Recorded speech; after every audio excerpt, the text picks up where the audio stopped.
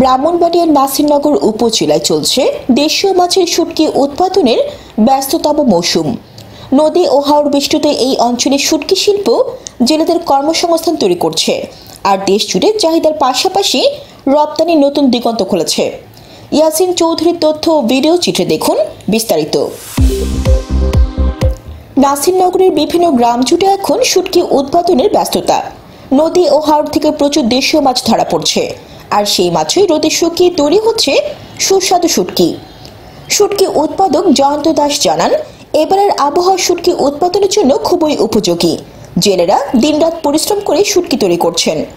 এখানে আপনার চুলাপুটি, এরপরে ফুডা, এরপরে বাইলা মিশালি, এই আরও নানান ধরনের ভ্যারাইটিস মাছ পাওয়া যায়। এখানের মাছ বিক্রি হয়, এখান থেকে হবিগঞ্জ নিয়ে পাইকারি বিক্রি হয়। আবার কোনো জায়গায় গাজীপুর থেকে আসে, ইয়েতে নরসিংদী, বেলানগর, এরপরে ওই যে কীটা হয় পাঁচদুনা, ওই সব সাইড থেকে, কিশোরগঞ্জ থেকেও আসে।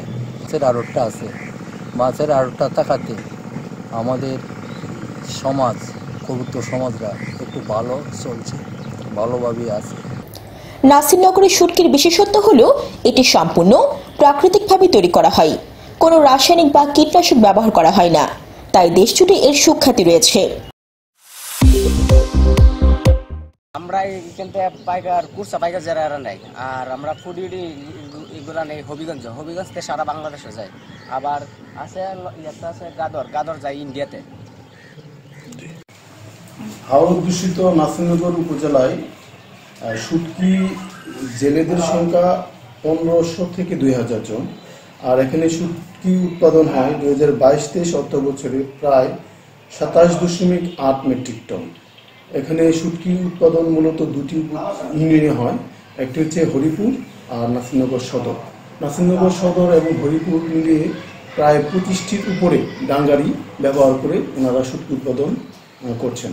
তো আমি এই নাসিরনগর শুটকি উৎপাদনের মাছের উৎপাদনের লক্ষ্যমাত্রা এবং মাছের প্রাপ্যতার সাথে এই শুটকি উৎপাদনটা খুবই গুরুত্বপূর্ণভাবে জড়িত।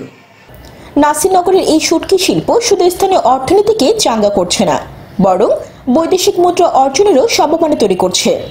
যদি সরকারি সহযোগিতা বৃদ্ধি পায়, তবে এটি আরও বড় পরিসরে বিস্তৃত হতে পারে। এমনই আরও প্রতিবেদন দেখতে আমাদের সাথেই থাকুন। প্রতীক টিভি নিউজ ডেস্ক।